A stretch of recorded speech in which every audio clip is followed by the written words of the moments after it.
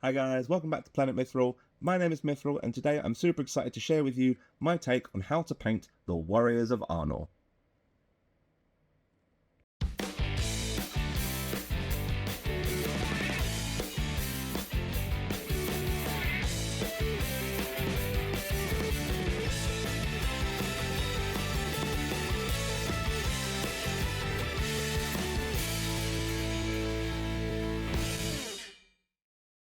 The stalwart, regal warriors of the forgotten and lost kingdom of Arnor. This is an army I've been desperate to get built and painted for the table, and with the new heroes and cavalry currently sitting on my desk, I thought why not tackle these beautiful warrior models in my own step-by-step guide for you today. Seriously, those vibrant greens complementing the washed-out, colder silvers, and all the other beigey white tones on there. It's such a complex model and really well balanced if you can get the tones right. Although trying to create that balance between the various greens I'll be using can be quite challenging. I have to be very careful here not to overblow any of the tones used, as I risk unbalancing the model and you end up overblowing certain parts of it and then you've lost any kind of coherency. Now my guide here is a little bit more in depth, but I do also have a tabletop standard Warrior of Arnor tutorial hitting the channel very soon as well, so you can get your Arnor armies battle ready and exhibition ready with ease. I'll be working on my Warrior of Arnor off a black undercoat which I've applied with Citadel Chaos black spray. Brush is ready guys, let's get painting.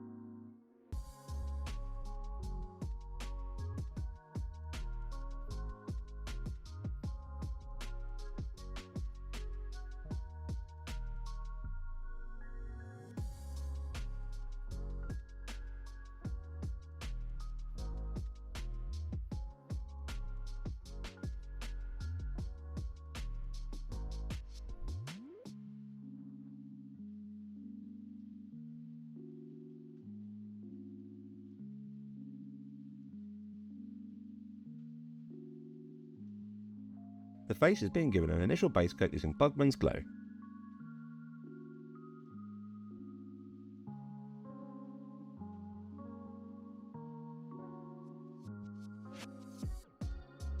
All the armour plating, the chainmail, spear tip and framing around the shield edge now, I'm giving a base coat using lead belcher.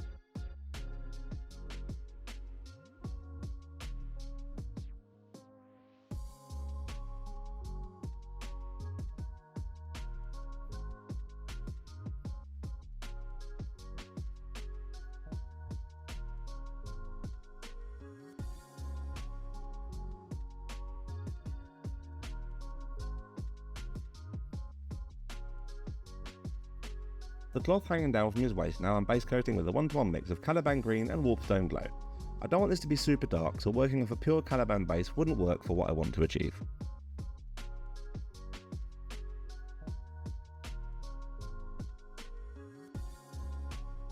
His trousers and forearms are now being base coated with a 1-to-1 mix of Abaddon Black and Skaven Black Dinge.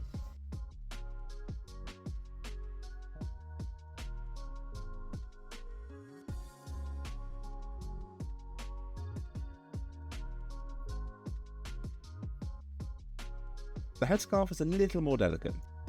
I'm applying 2 paints in a segmented fashion. I'm starting with Xandri Dust, which I'm painting onto equally spaced defined folds of cloth around the edge of the helmet, as well as painting one of the tails that hangs down his back and the shaft of the spear.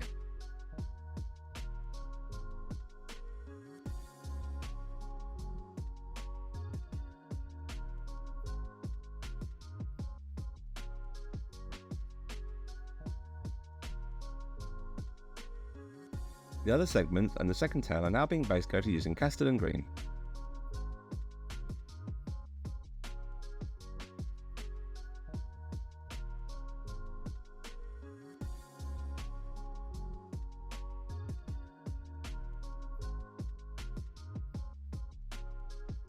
The belts, straps and shield reverse now I'm base coating using Dryad Bark.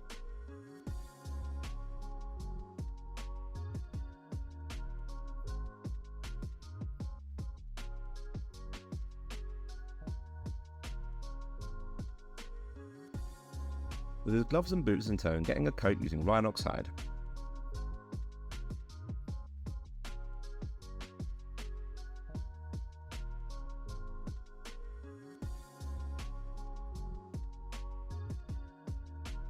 The front of the shield now I'm base coating with a 1-to-1 mix of Caliban green and Cabalite green, a slightly different tone despite how they may sound, to break up the greens on the model.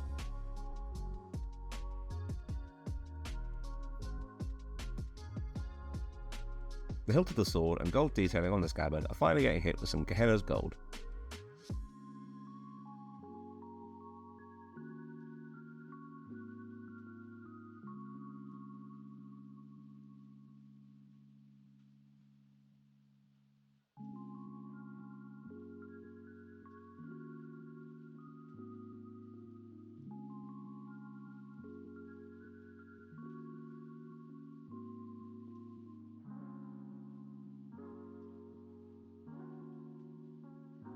The flesh is getting the usual treatment of being shaded down using Reikland Flesh Shade.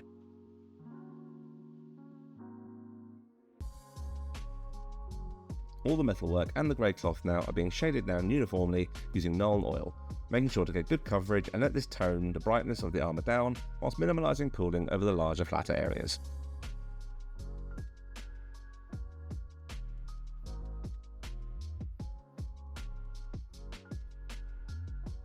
The final shade is being applied to the green cloth with some heavily diluted Caliban green, while the warpstone in the base coat lets the Caliban shade provide some natural shading once it settles into the recesses and dries.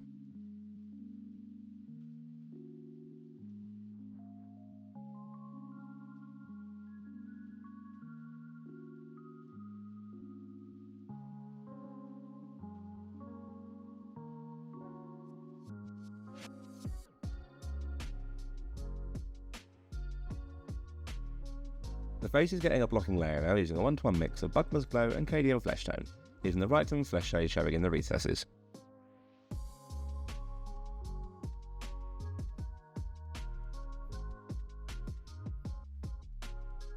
The second layer is now being applied using pure Cadian Flesh Tone.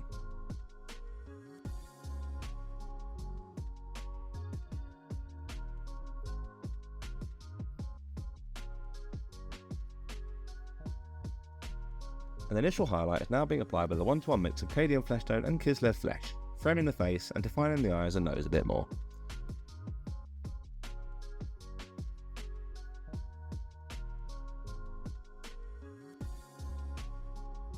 The final dot highlight is being applied now using pure Kislev Flesh, just over the prominent parts of his face, nose, chin and the eyelids in particular.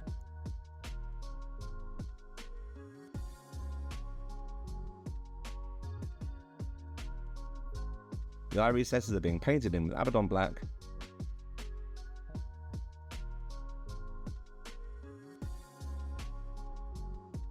and finished off with 2 dots of Pallid Witch Flesh either side as per usual.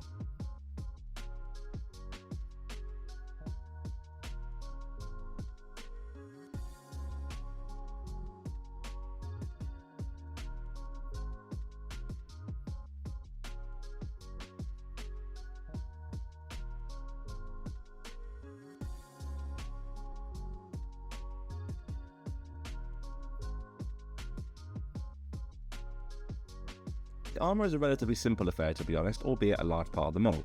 I want to capture some of the regalness of Arnor, but also convey the aged, worn, battle-weary look of a kingdom about to fall. So to begin with, I'm applying a layer to all the platework using a 1-to-1 mix of Leadbelcher and Pallid Witch Flesh. Now I'm mainly focusing on framing the platework, panels and edges. The muted look of this will help give me the aged look I want when I'm finished, just trust me here.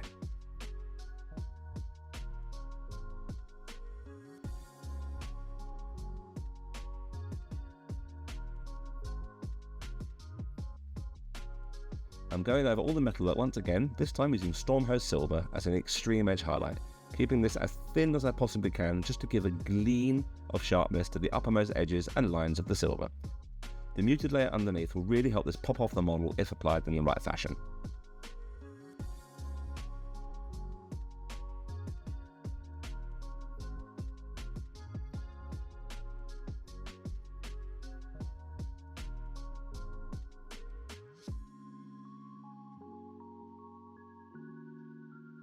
finally, all the metals are getting a glaze using heavily diluted Tyrant Blue.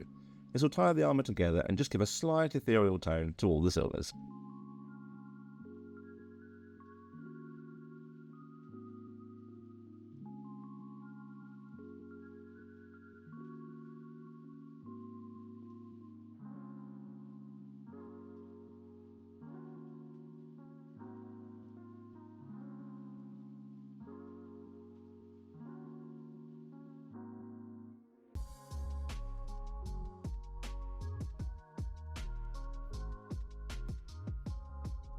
I'm layering up the green cloth now, adding more warpstone glow into my original base coat mix, taking it to a rough 3:1 ratio mix in favour of the warpstone, creating the initial shape of the material, leaving the Caliban shade showing in the recesses.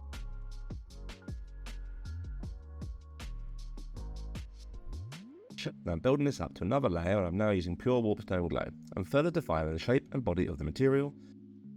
The warpstone is an incredibly intense paint, so I've built my additions up gradually to help reinforce a seamless blend as I progress through.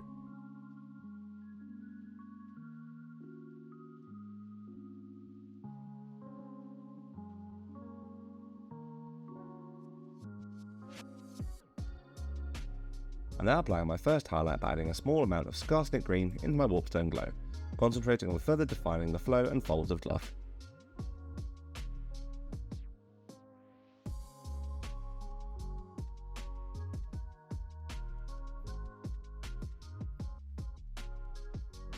The final highlight is now being applied by adding some Dawn Yellow into the previous mix. A lighter green here wouldn't necessarily give me the look I want for my upper level highlights, and the yellow I find really helps lift the green without it becoming too cartoony. The mix may be slightly convoluted, but I think you'll agree it gives great results.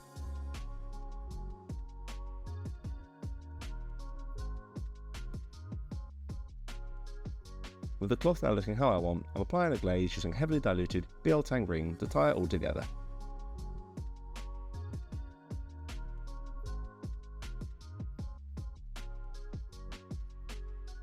All the grey cloth now, trousers and forearms are being layered over using Skaven Black Dinge, mainly framing the stress points over all the creases in the material.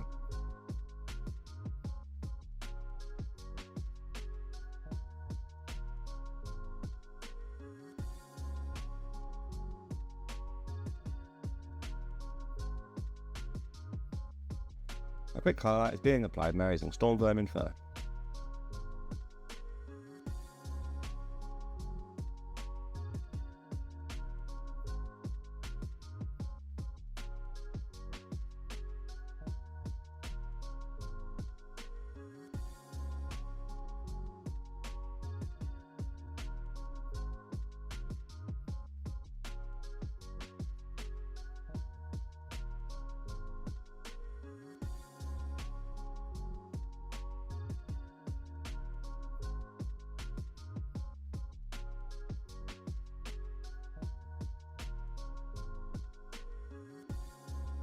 Now for the headscarf. This is quite an intricate part of the model, so take your time to be as precise as you possibly can be for the best results. I'm beginning by defining the beige parts of the scarf now with a 1-to-1 mix of Xandri Dust and Screaming Skull. These are all very well detailed, so you shouldn't have too much trouble working out where these needs to go. This is being followed up by an edge highlight using pure Screaming Skull.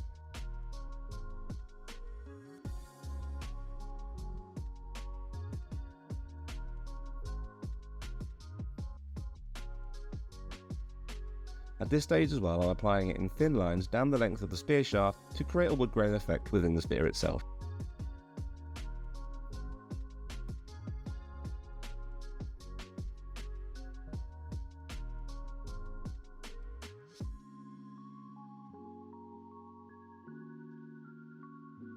It's now been given a glaze using heavily diluted Radcliffe Flesh Shade just to take the intensity out of the whites a little.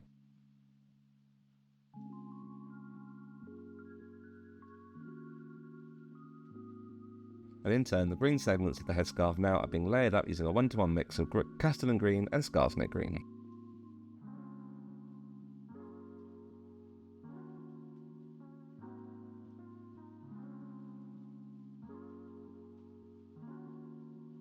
And finally getting an edge highlight using pure Scarsnake Green.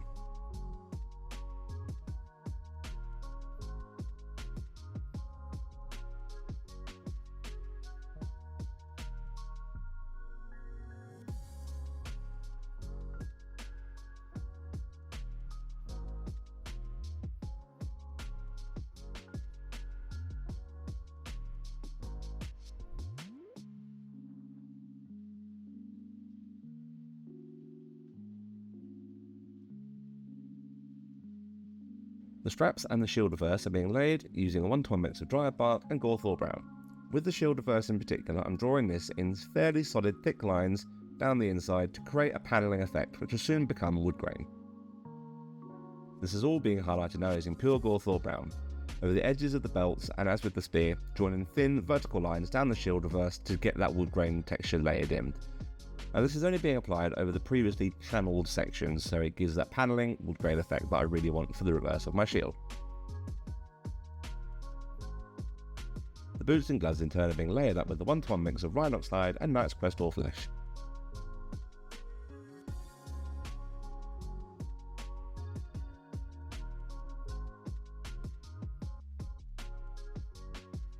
All the browns are now being universally shaded using Agrag Surfshade, so we'll tie together the wood grain and belts and shade the recesses of the gloves and boots.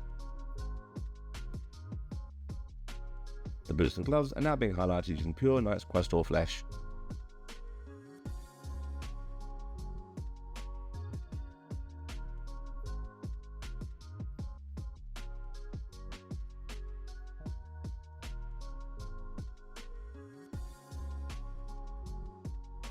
And given a quick glaze using Seraphim Sepia just to finish them off.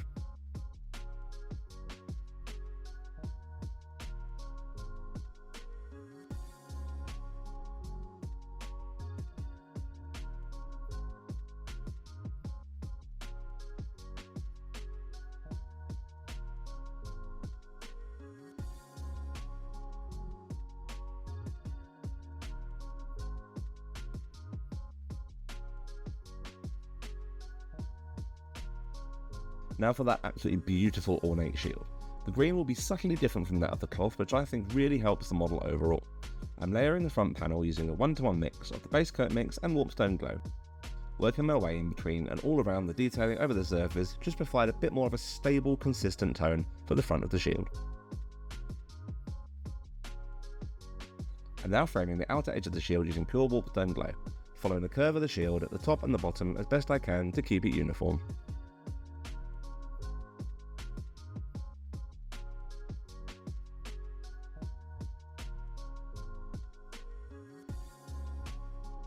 An extreme edge highlight is now being applied with a 2-to-1 mix of Warpstone Glow and Dawn Yellow, applied in the same way as the previous highlight, tighter and much more precise.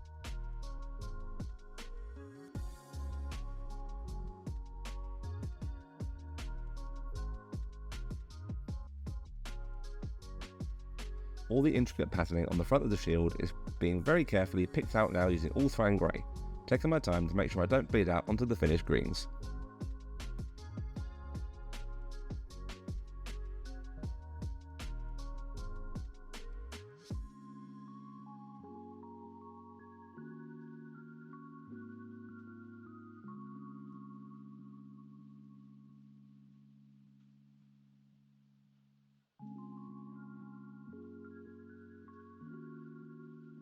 A dot highlight is being applied to the curves of the wreath and the points of the stars now using White Scar just to lift it from the green just a little bit more and make it stand out.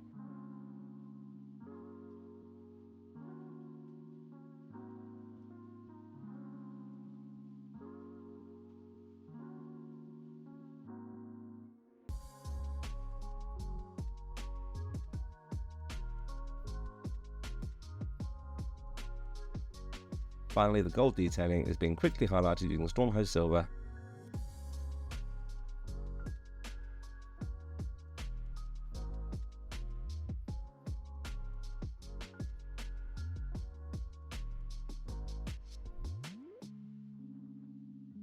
And glazed over using some heavily diluted Druchii Violet.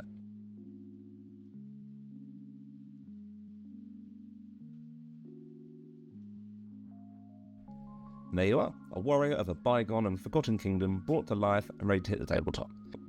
The Warriors of Arnor are truly beautiful sculpts, and the striking tones of the greens and startlers of that intricate shield decoration really make them a visual splendour on the tabletop.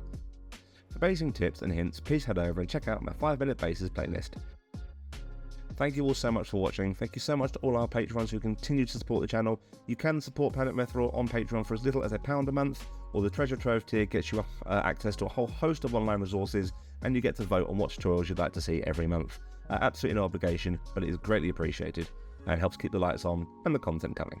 But until next time, guys, take care, and as always, happy hobbying. Bye, guys.